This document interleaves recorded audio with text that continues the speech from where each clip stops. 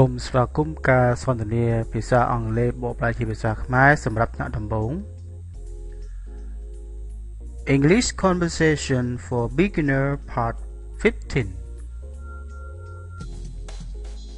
បាទសូមជម្រាបសួរប្រិយមិត្តទាំងអស់គ្នាជាទីរាប់អានថ្ងៃនេះខ្ញុំសូមណែនាំលោកអ្នកចូលវគ្គបទសន្ទនាថ្មីគឺវគ្គទី15អញ្ចឹងមុននឹងចូលដល់ការសន្ទនាខ្ញុំសូមយើងនឹងសិក្សាពាក្យជាមុនសិនបាទអញ្ចឹងថ្ងៃនេះយើងសិក្សាពាក្យថ្មីបន្ថែមទៀតបាទហើយសូមអស់លោកអ្នកកុំភ្លេចយកសៀវភៅកត់ត្រាផងដែរបាទបើសិនអស់លោកអ្នកមានទូរស័ព្ទក៏អាចកត់ត្រាបានដែរដូចជាទូរស័ព្ទ Note អីហ្នឹងគឺអាចកត់ត្រាពាក្យហ្នឹងបានដែរបាទអញ្ចឹងខ្ញុំសូមកុំឲ្យខាតពេលវេលាខ្ញុំសូមអានពាក្យនីមួយៗឲ្យអស់លោកអ្នករួចហើយសូមអ្នកអរគ្នាថាតាមខ្ញុំ Word study poor poorly great to do well final smart to cheat to plan history ហើយសូមអានសារថ្មី poor poorly great to do well final smart to cheat to plan history ហើយសូមអានសារថ្មី poor poorly great to do well final smart to cheat to plan history បាទយើងសូមធ្វើការបកស្រាយ poor យើងពាក្យថា poor ជួនកាលយើងអាចក្នុងន័យក្នុងពាក្យខ្លះគេអាចចេញថា poor មក poor តែបើពាក្យ poor វាស្តៀងនឹងពាក្យមួយពាក្យចាក់ហ្នឹងហៅបណ្ណោមនេះគឺ P O U R វាបណ្ណោម poor នេះ poor នេះថ្នាក់ជាគុណនាមតែក្រដែលលំបាកបាទដល់ពេលយើងឃើញពាក្យ the បើមាន the នៅវិមុខ poor ចូលអ្នកសំចំណាំបាទបើមាន the នៅមុខ poor យើងបកថាជាក្រុមឬក៏ប្រជាជនក្រីក្រវិញបាទ the poor យើងជាណាំទៅតែមាន the ទេយើងបកន័យធម្មតាដែលក្រដែលលំបាក the poor យើងគាត់ទៅលើប្រជាជនដែលក្រីក្រក៏មនុស្សដែលក្រីក្រដែលច្រើនអ្នកជាក្រុមមកជាមនុស្សច្រើនអ្នកបាទ poorly ជា adverb យ៉ាងអន់មិនសូវល្អបាទ poorly ជា adverb ចឹងយើងរៀនហើយការពីមុនយើងដឹងថាកណា adjective កណាយើង plus ly មកគុណនាមបូកជាមួយនឹង ly វាបង្កើតបានជា adverb ចូលចាំជាគុណកិរិយាសព្ទអញ្ចឹង poorly យ៉ាងអន់មិនសូវល្អ great ដែលវាជានាមចំណាត់ថ្នាក់ឬក៏ថ្នាក់បាទដែរ great ថ្នាក់ទី1ទី2បើ grade 1 grade 2បាទចំណាត់ថ្នាក់ to do well ធ្វើបានល្អបាទ to do well ធ្វើបានល្អប៉ុន្តែដល់ពេលពាក្យ well done បាទ well done បើថាល្អណាស់បាទឬក៏ជោគជ័យបាទពាក្យ congratulation បាទធ្វើបានល្អណាស់បាទ well done បាទ final នេះគឺជាចុងក្រោយបាទជាចុងក្រោយបាទជាចុងក្រោយឬក៏ចុងក្រោយបង្អស់បាទជាចុងក្រោយ smart ជាគុណនាមដែលឆ្លាតបាទអញ្ចឹងវាអាចស្មើនឹងពាក្យមួយគេហៅថា intelligent បាទ intelligent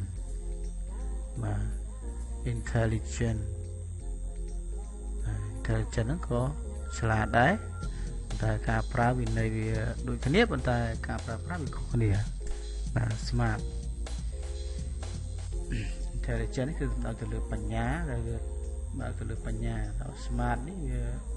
សំដៅទៅលើរឿងត្រូវដែលល្អហើយមើលទៅ សំសួនបាទ ជាអ្នកឆ្លាតខាងក្រៅណា to cheat នេះបោកប្រាស់បាទ cheat ណា cheat បោកប្រាស់ to cheat to plan គម្រោង history ណាប្រវត្តិវិទ្យាយើងមិនអាចថា history បានទេយើងនេះពាក្យនេះ pronounce history អ្នកខ្លះយើងអានថា history ណា history ហ្នឹងគឺនិយាយថារឿងរបស់គាត់ហើយព្រោះពាក្យ his ណា his នេះ history ណាសេដកឃ្លៀងមកហើយយើងអានថា history ដល់ពេលនេះប្រមុខជាប្រវត្តិគេហៅថា history ណា history តែយើងអាន history ខុស history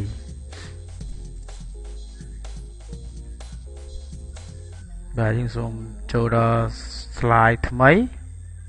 បាទយើងសូមចូល slide ថ្មីសូមអរលោកអ្នកស្ដាប់ការសន្ទនាបាទសិនបាទសូមអរលោកអ្នកស្ដាប់ដូចតទៅ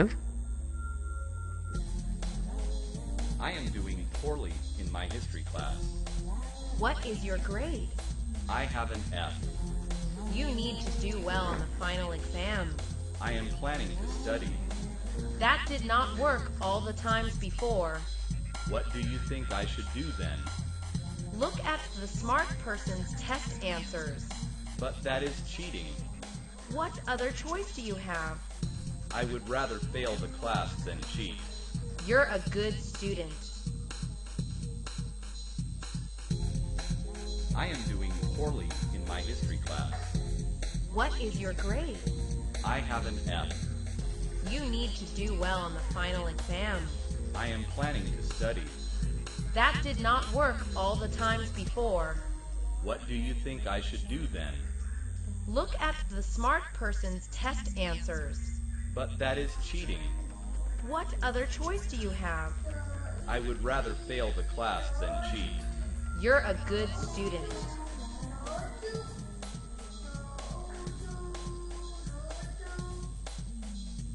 I am doing poorly in my history class. What is your grade? I have an F. You need to do well on the final exam. I am planning to study. That did not work all the times before. What do you think I should do then? Look at the smart person's test answers. But that is cheating. What other choice do you have? I would rather fail the class than cheat. You're a good student. បាទសូមចូលដល់ slide ថ្មី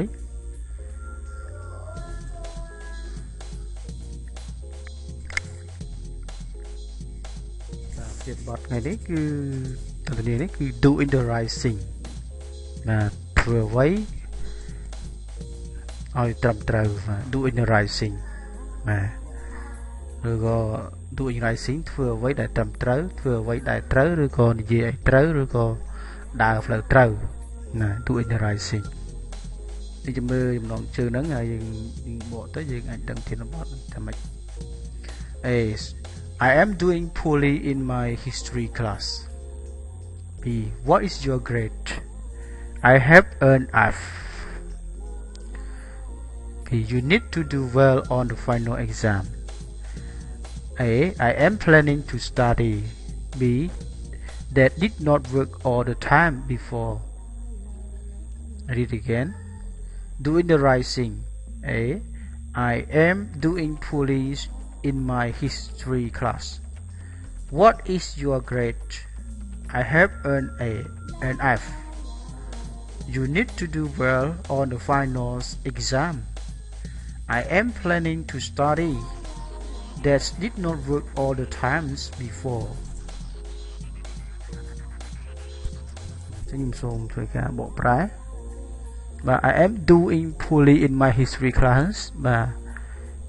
I am doing poorly បាទនេះថា doing ធ្វើបាទធ្វើតេស្តហ្នឹងបាទឬក៏បានប្រឡង doing នេះបកធ្វើប៉ុន្តែក្នុងនេះយើងតកតទៅនឹងការប្រឡងបាទខ្ញុំបានប្រឡងមុខវិជ្ជាប្រវត្តិហ្នឹងបានពិន្ទុអន់ណាបាទ poorly យ៉ាងអន់បាទ I am doing យើង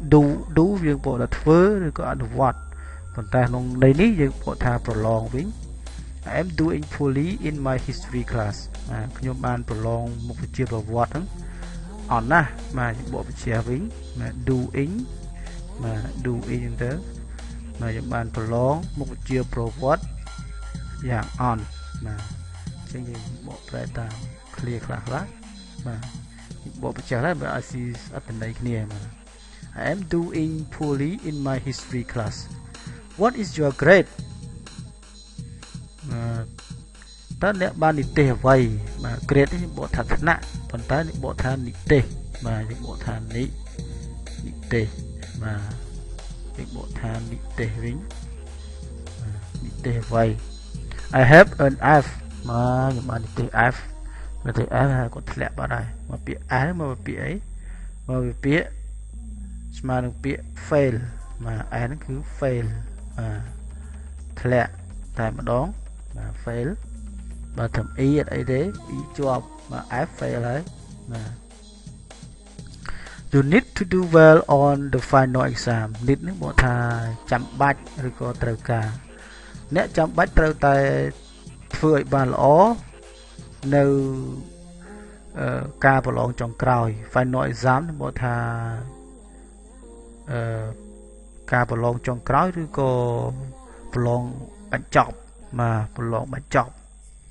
ឬក៏ប្រឡងឈមមាសទី2បញ្ចប់ណាបាទឬក៏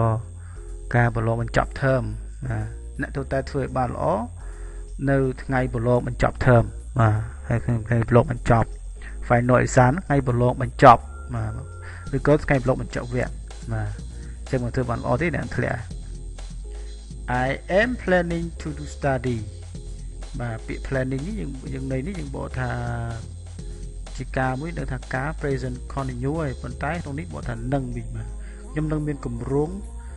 រៀនបាទ I'm planning to study អញ្ចឹងក្នុងន័យនេះយើងបកថាមានកំពុងទេយើងបកថានឹងជាន័យអនាគតវិញគេថា present continuous for arrangement បាទសម្រាប់គេថាបច្ចុប្បន្នកាលពុំបន្តសម្រាប់ការរៀបចំទុកជាមុនបាទ I am planning to study ខ្ញុំមានគម្រោងនឹងរៀនបាទរួមរៀនបាទ to study That did not work all the time before អញ្ចឹងពីមុនមកdid not work all the time work មិនធ្វើការឬក៏មិនដំណើរការឬក៏ពីមុនមកអ្នកឯងមិនបានរៀនទេពេលវេលានោះបាទឬក៏មិនបានប្រឹងប្រែងរៀនសូត្រទេពីមុនមកហ្នឹងណា That did not work all the time work នេះបើធ្វើការឬក៏ធ្វើការឬក៏ខំរៀនឬក៏រៀនបាទអញ្ចឹងទៅបាទបកចឹងវិញបាទអញ្ចឹងពីមុនមកគ្រប់ពេលវេលាអ្នកឯងមិនបានរៀនទេបកបញ្ជាវិញទៅបាទពីមុនមកអ្នកមិនបានរៀនគឺក៏បានខំប្រឹងធ្វើបានប្រឹងរៀនទេបាទអញ្ចឹងយើងចូលដល់ស្លាយទៀត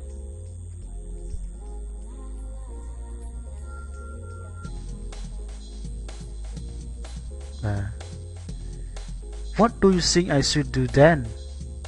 B. Look at a smart person test answer, but that is cheating. What are the choice to do you have? I would rather fail the class than cheat. You are a good student.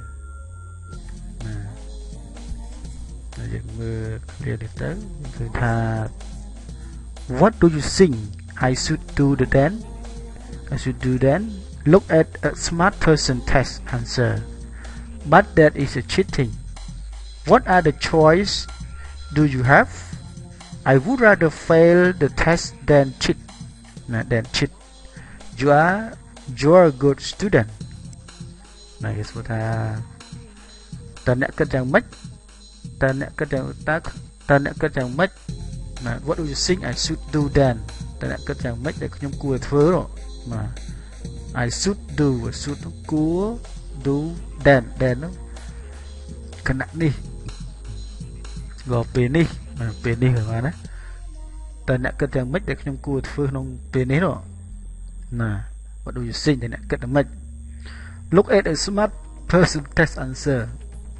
Này lụi mơ mà look at đấy lụi mơ chùm lời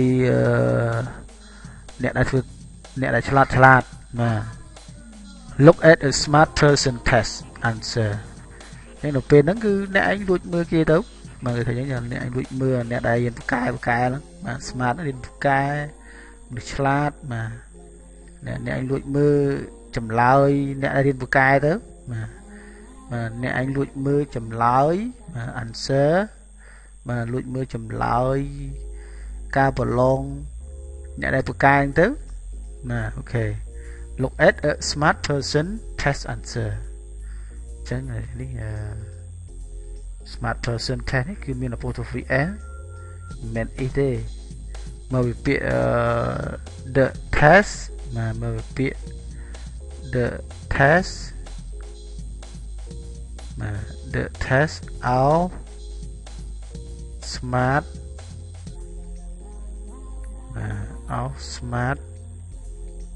person នេះគឺតទៅ apostrophe s smart person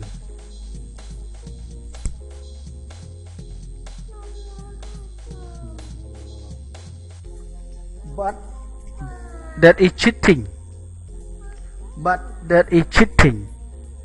អូcheat នេះបកថាបោកប្រាស់បាទ cheating យើងបកថាបោកប្រាស់ cheating ហ្នឹង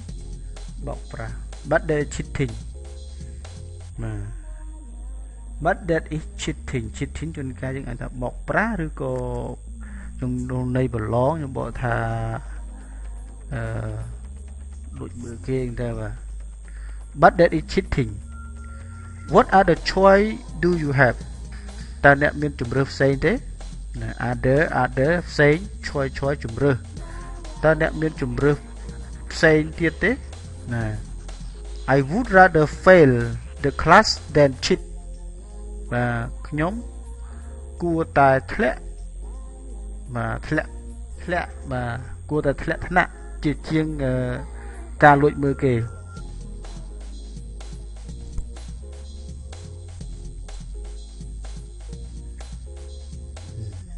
I would rather fail the class than cheat បាទ would rather than ខ្ញុំគួរតែប្រឡងធ្លាក់ប្រសើរជាងលួចមើលគេបាទ cheat បកថាលួចមើលគេណាបាទសុខចិត្តលួចមើលគេឬក៏បោកប្រាស់តែ for នេះបកថា cheat បកថាលួចមើលគេបាទ I would rather ខ្ញុំគួរតែបាទបកថាគួរតែប្រឡងធ្លាក់ជាងនេះបកថាជាងបាទតែនេះយើងបកថាជាងលួចមើលគេ cheat you are good student អូអ្នកពិតជាសិស្សល្អមែនដល់ការសន្ទនាសូមចាប់តាណាសូមអរគុណដែលពាក្យពេចន៍តែខុសឆ្គងបន្តិចបន្តួចណាសូមអរគុណ